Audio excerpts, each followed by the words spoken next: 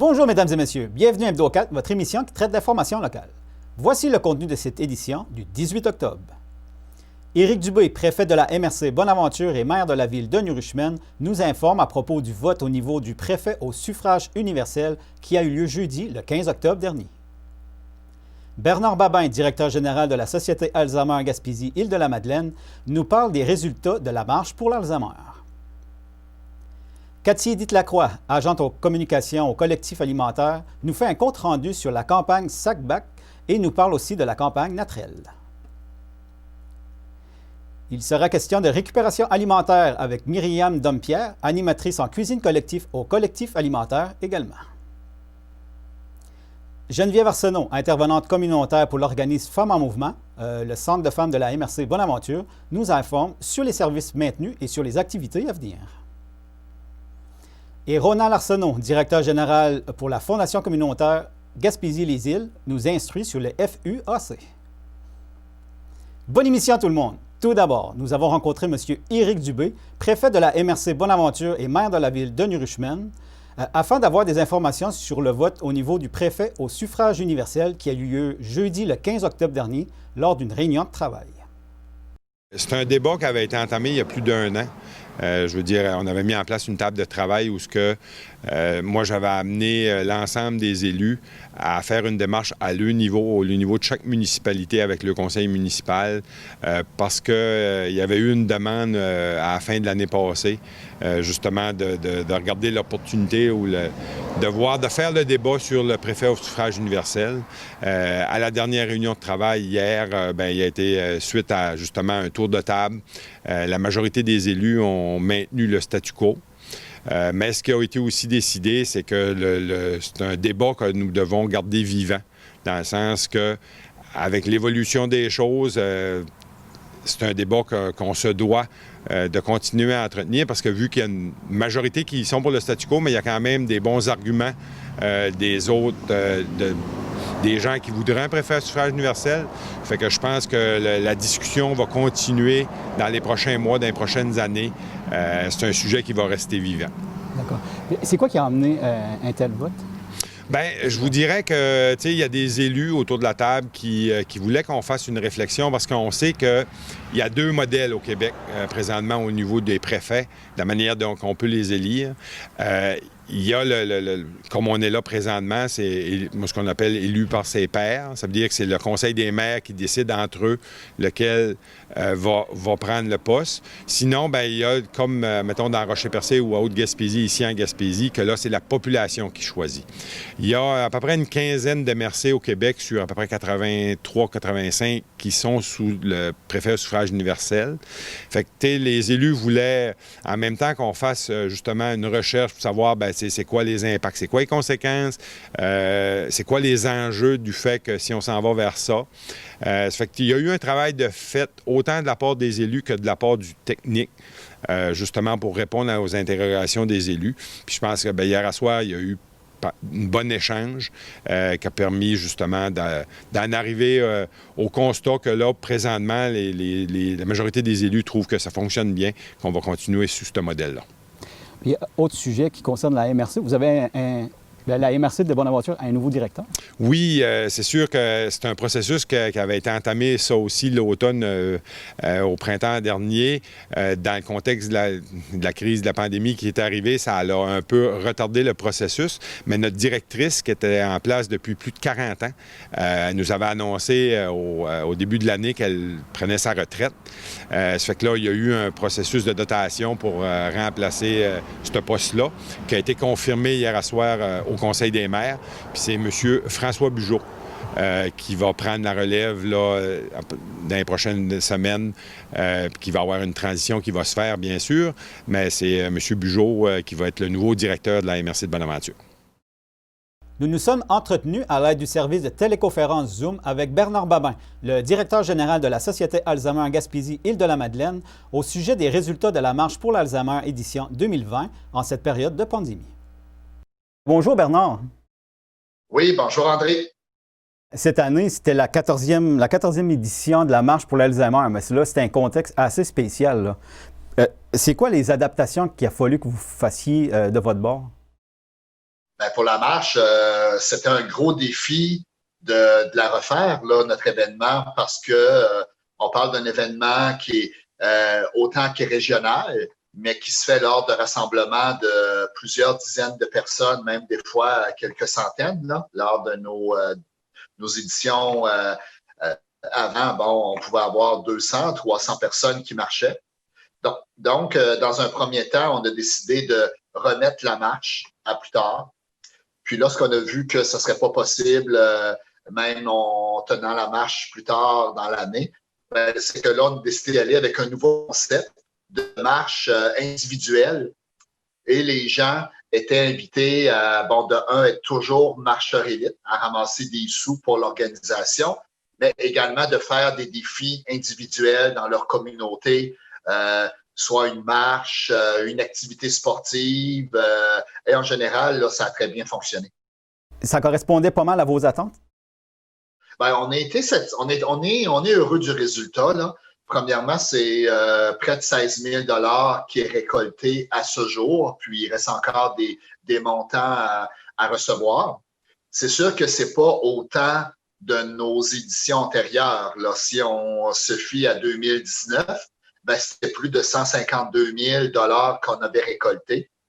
Par contre, avec la formule actuelle, on avait quand même 185 marcheurs élites qui étaient avec nous.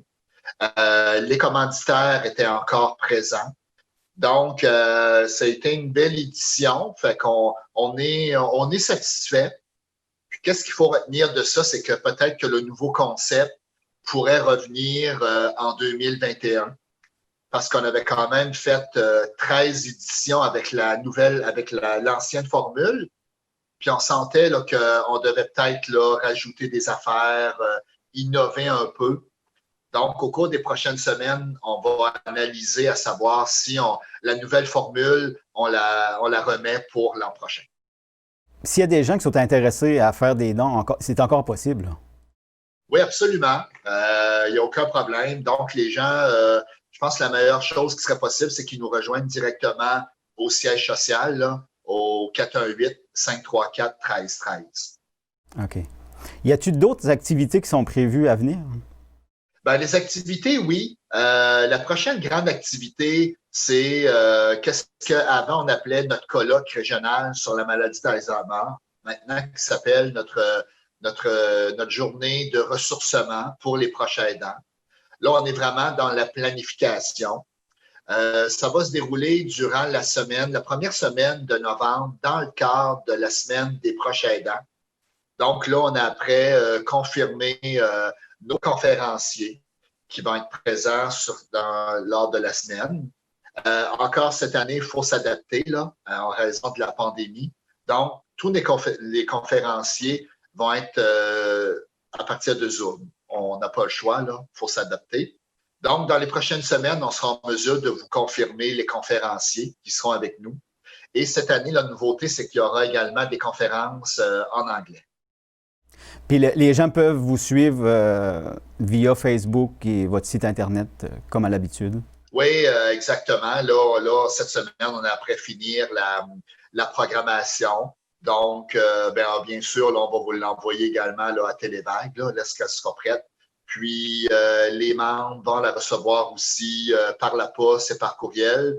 Et aussi sur notre page Facebook, qu'on va l'afficher lorsqu'elle sera prête. D'accord. Cathy Edith Lacroix, agente aux communications au collectif alimentaire, nous fait un compte-rendu sur la campagne SACBAC et nous parle aussi de la campagne Natrel.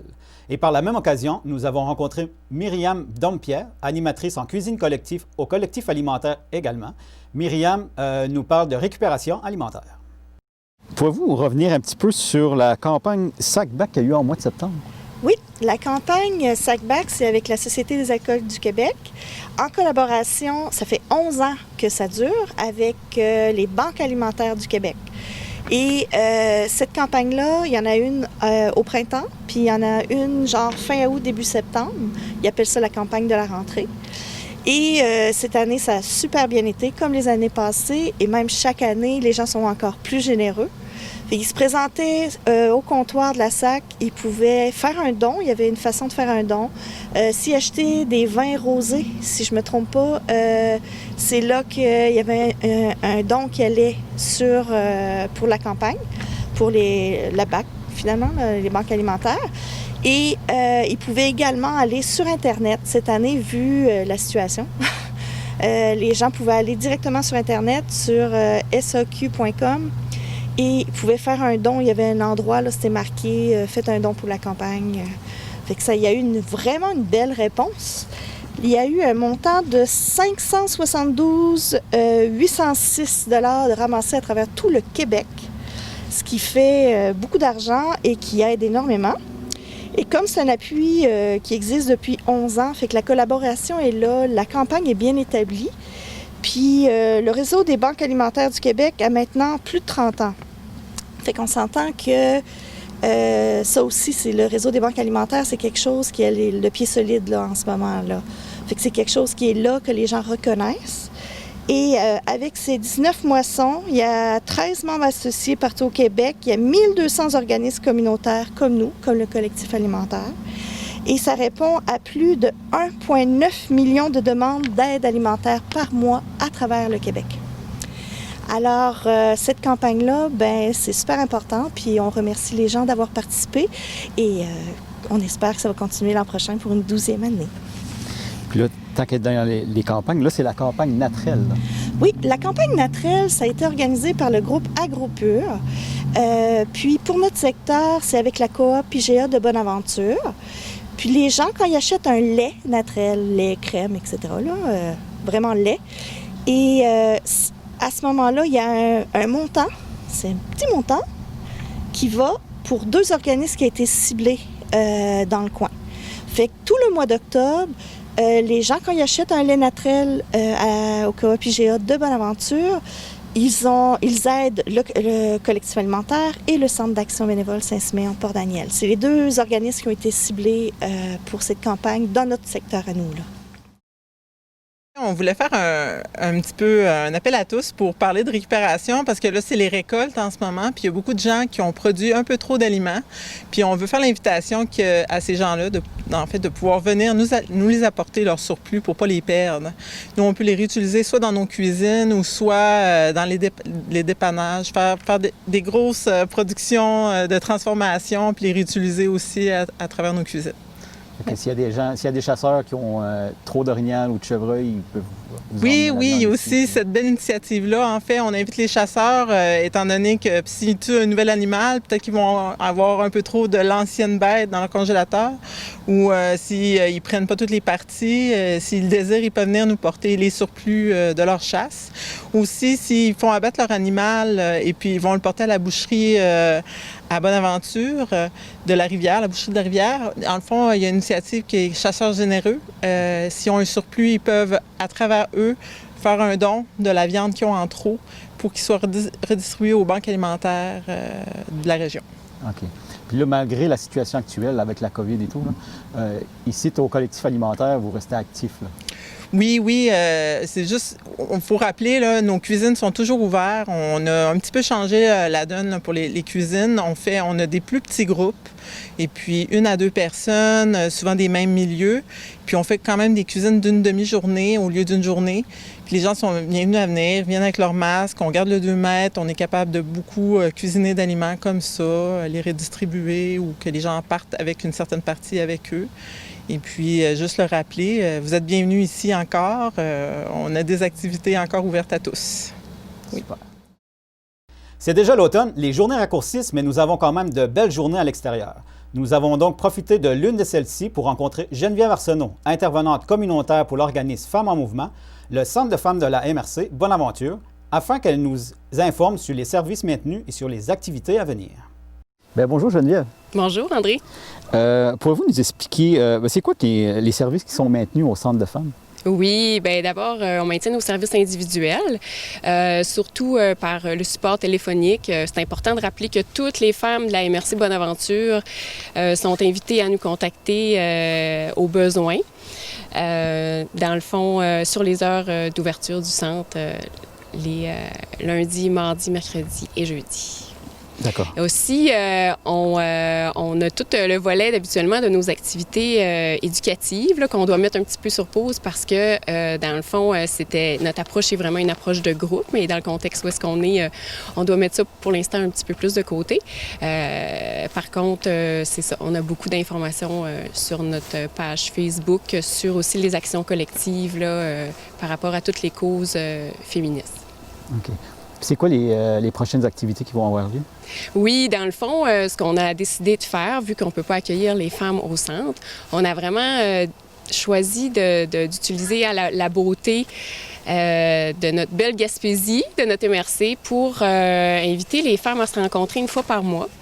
Donc, c'est des marches présence en nature. Il y en a une le 27 octobre, c'est à 11h, c'est à Saint-Siméon, dans le Sentier. On se donne rendez-vous là, chacune amène son pique-nique, on fait une marche en respectant la distanciation sociale, bien sûr. Et ensuite, on discute sur un thème. Le thème, ça va être « Je déconfine mes hauts et mes bas des derniers mois ». Ça peut être étonnant de voir comment, des fois, ça a apporté aussi du positif, cette pandémie-là, dans le quotidien, mais aussi beaucoup de défis, entre autres, pour celles qui sont seules, qui vivent seules. Donc, c'est ça. Là, on a aussi une autre marche, marche présence en nature, je veux dire, le 3 novembre, qui va être au Sentier des Caps à Caplan. Donc, toujours, on se donne rendez-vous à 11h. On apporte son lunch. Puis, je voulais aussi rappeler qu'on a besoin de... Le masque est obligatoire. Puis, le thème, ça va être « Comment je vis le cycle des saisons ». La discussion après. Donc, si vous avez besoin pour vous inscrire, vous allez simplement appeler au centre au 418-534-4345. Le 17 octobre dernier, c'est dans le fond la clôture de la marche mondiale qui devait avoir lieu en 2020. On est obligé d'annuler l'événement, il sera reporté. Sauf que la marche mondiale continue quand même d'exister. C'est son 20e anniversaire. J'invite celles qui ont qui ont le goût d'avoir de l'information. Il y a un visuel dans la vitrine du Centre de femmes en mouvement où est-ce qu'il y a un historique des dernières marches, la marche qui a lieu aux 5 ans. Cette année, le thème de la 5e marche mondiale, c'est « Nous résistons pour vivre, nous marchons pour transformer ». Il y a 5 grandes revendications, dont la pauvreté, les violences, les justices climatiques, les femmes migrantes, immigrantes et racisées, et les femmes autochtones aussi. Donc, le thème numéro 1 qu'on commence par souligner, c'est vraiment la pauvreté. On demande vraiment d'augmenter le salaire minimum au moins à 15 $ pour être capable de couvrir les besoins essentiels. Il y a aussi beaucoup de manque de places en garderie. On estime qu'il manque 800 places en garderie. Ça contribue aussi à la pauvreté des femmes parce que plusieurs femmes ne peuvent pas travailler présentement. On vous invite vraiment à vous informer tout au cours de l'année sur notre page Facebook par rapport aux activités là, liées à la marche mondiale et aussi également dans les médias. Restez à l'affût. Nous avons reçu par téléconférence Ronald Arsenault, directeur général de la Fondation communautaire Gaspésie-Les-Îles, afin qu'il nous explique ce qu'est le FUAC, le Fonds d'urgence à l'appui communautaire. Bonjour Ronald. Bonjour. Premièrement, pouvez-vous nous expliquer, c'est quoi en gros la Fondation communautaire Gaspésie-Les-Îles? La Fondation communautaire, ce qui est intéressant, c'est que c'est un outil de développement régional. Ça a été mis en place il y a une vingtaine d'années, au début des années 2000, là, par des bénévoles qui se sont impliqués grandement parce que c'était issu un peu d'une réflexion qu'il y avait eu, là, je ne sais pas si vous vous souvenez, du ralliement Madelino-Gaspésien qu'il y avait eu dans les années 90, qui avait été une occasion où il y avait eu près de 8000 personnes qui se sont réunies à réfléchir, qu'est-ce qu'on peut faire pour aider la Gaspésie, etc. Puis, il y avait eu cette idée-là de faire une fondation communautaire, chose qui existe ailleurs au Canada, qui fait partie de tout un réseau. Puis, il faut le voir comme un outil de développement régional parce que sa mission d'une fondation communautaire, c'est d'assurer des revenus à long terme pour des organismes communautaires, dont les organismes qui vont offrir des services et qui vont améliorer la qualité de vie de notre milieu. Puis de la façon que ça fonctionne, c'est qu'on reçoit des dons. Les dons, on les place, on fait des placements. Ce sont les revenus de placement qu'on donne annuellement aux organismes. Donc, l'actif, le don en tant que tel qu'on reçoit, on ne le touche pas. C'est vraiment seulement les revenus. Donc, on génère de façon presque indéfinie des revenus qui vont assurer la mission de base des organismes. OK. Puis là, avec Centraide, puis en collaboration avec le gouvernement, dès le début de la pandémie, vous avez mis en place le FUAC, qui est le Fonds d'urgence à l'appui communautaire. Ça fonctionne, en gros, ça fonctionne comment? Bien, le Fonds d'urgence à l'appui communautaire est un programme fédéral où les fondations communautaires, Centraide et la Croix-Rouge ont été mandatés pour gérer le programme et assurer la distribution des subventions à travers le pays parce que la démarche locale était très importante. C'est un programme d'urgence. C'est vraiment là pour aider les personnes vulnérables qui sont touchées par la crise, soit par des enjeux de santé mentale, de sécurité alimentaire ou autres. Donc, c'est un fonds d'urgence qui assure des subventions aux organismes qui offrent des services pour atteindre ces personnes vulnérables. Donc, nous, en région, on s'est associés. La Croix-Rouge n'a pas de bureau satellite ici en région, mais avec Centraide, on s'est associés, on a créé un comité aviseur, puis on s'est assuré de recevoir les demandes et de distribuer l'argent dans une perspective là, de distribution équitable sur le territoire, puis en essayant de savoir vraiment c'est quoi les enjeux et les priorités. Là. OK. Puis c'est quoi au juste ce comité-là? Le comité aviseur, dans le fond, il est formé de différents organismes qui représentent le monde communautaire, le monde municipal. Il y a le regroupement des MRC qui en fait partie. Il y a le RESOR au niveau des organismes communautaires. Il y a Complice Persévérance scolaire aussi. Donc, l'idée du comité aviseur, c'était vraiment un rôle là, où on concertait les acteurs du milieu, tant local que régional. On allait sonder le terrain vraiment, c'est quoi les priorités, les enjeux, les besoins des organismes aussi. Puis, on les accompagnait à nous faire des demandes parce que je peux vous dire que dans cette crise-là, la plupart des organismes communautaires sont essoufflés. Puis ils ne savent pas où un peu. Ils sont un peu dans le néant parce que, la première vague a été une surprise. On s'en va-tu vers une deuxième vague? Ça, je vous parle de cet été, là. Donc, on a offert beaucoup d'accompagnement, je pense, qui a fait la différence là, à assurer justement que les sous qu'on donne soient structurants. Là. OK. Puis c'est combien d'organismes environ en Gaspésie, aux îles de la Madeleine, qui a été aidé par ce fonds-là? C'est près de 60 organismes. Là. C'est quand même important l'aide qu'on a amenée. Là, près de 60 organismes. Puis on transigeait des fois par les MRC qui supportaient différents organismes. Donc, des fois, il y avait des demandes groupées. Donc, dans une MRC. Donc, la MRC était porteur du projet. Mais c'est près de 60 organismes là, qui ont été aidés. Puis, donc, beaucoup de personnes en situation de vulnérabilité là, qui ont été soutenues. Là. Ça, c'est seulement dans la phase 1. Là. En effet. Puis là, il y a une phase 2 qui s'en vient ou qui est déjà en place? Là? Qui est déjà en place. Donc, quand la phase 1 cet été, ça avait commencé dans le mois de mai. Puis, la date limite pour déposer des demandes était le 31 juillet. Donc, on avait un budget conséquent à cette phase 1-là. Puis, là, le gouvernement, avec nos partenaires, là, tant les deux réseaux, là, Centraide et les fondations communautaires, donc, on a réussi à travailler pour qu'une phase 2 se mette en place cet automne, considérant aussi ce qu'on vit là, comme deuxième vague. Donc, les portails sont ouverts aux demandes. La date limite est le 30 octobre pour déposer une demande. Puis là, prochainement, il y a un souper virtuel qui s'en vient. En effet.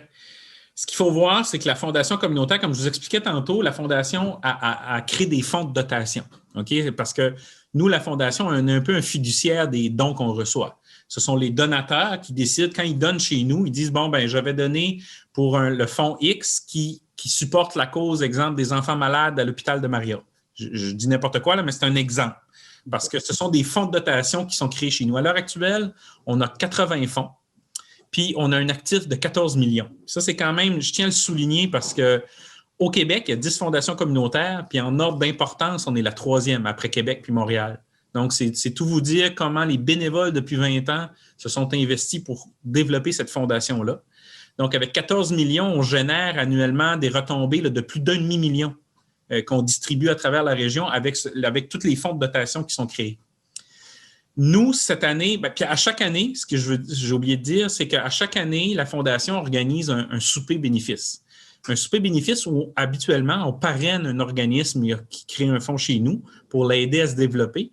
Puis, on partage les profits, dans le fond, du souper bénéfice parce que la moitié nous permet aussi d'assurer l'administration de la Fondation parce qu'on tient nos seuls revenus, dans le fond, de la Fondation en tant que telle, c'est les frais d'administration des différents fonds.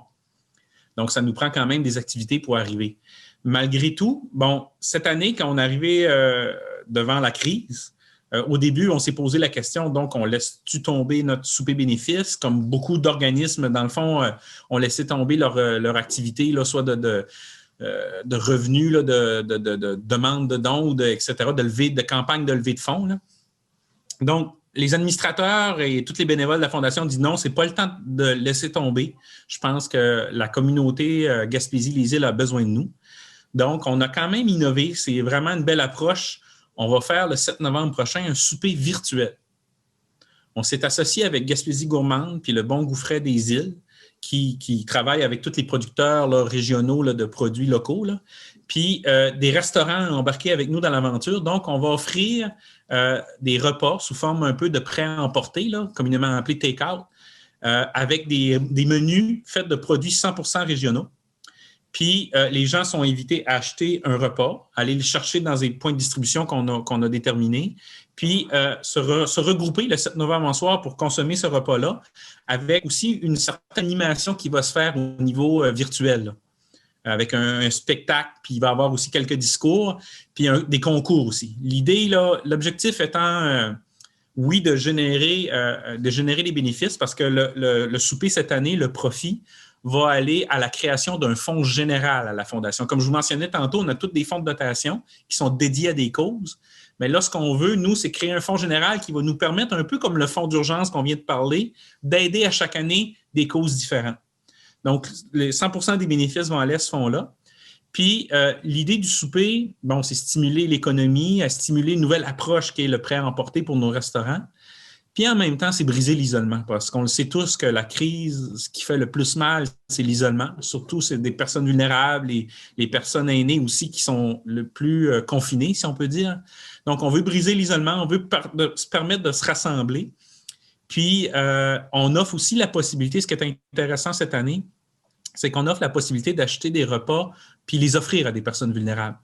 On a modulé un peu le prix de nos repas. Si vous n'achetez plus que 3, il y a un rabais. Là. Donc, vous pouvez en offrir, vous en achetez un pour vous et votre conjoint ou votre conjointe, puis offrir le 3e à une personne vulnérable via les centres d'action bénévole. Donc, vous voyez, là, notre approche là, de souper est très, très structurante là, et aide là, de toutes les façons là, notre communauté. Là. Puis les gens intéressés, ils vous appellent directement à vous? Bien, il y a plusieurs façons. Oui, ils peuvent communiquer avec moi. Ils peuvent aller sur le site web de la Fondation où toutes les explications sont là pour acheter les billets. On peut acheter les billets du souper virtuellement et aussi choisir son menu. Parce que là, il y a différents menus. Chaque restaurant offre 2 menus, un menu terre et un menu mer. Comme je vous dis, tout avec des produits régionaux. Donc, tout peut se faire virtuellement, mais c'est possible aussi de communiquer avec moi pour procéder à des façons plus conventionnelles, si on peut dire.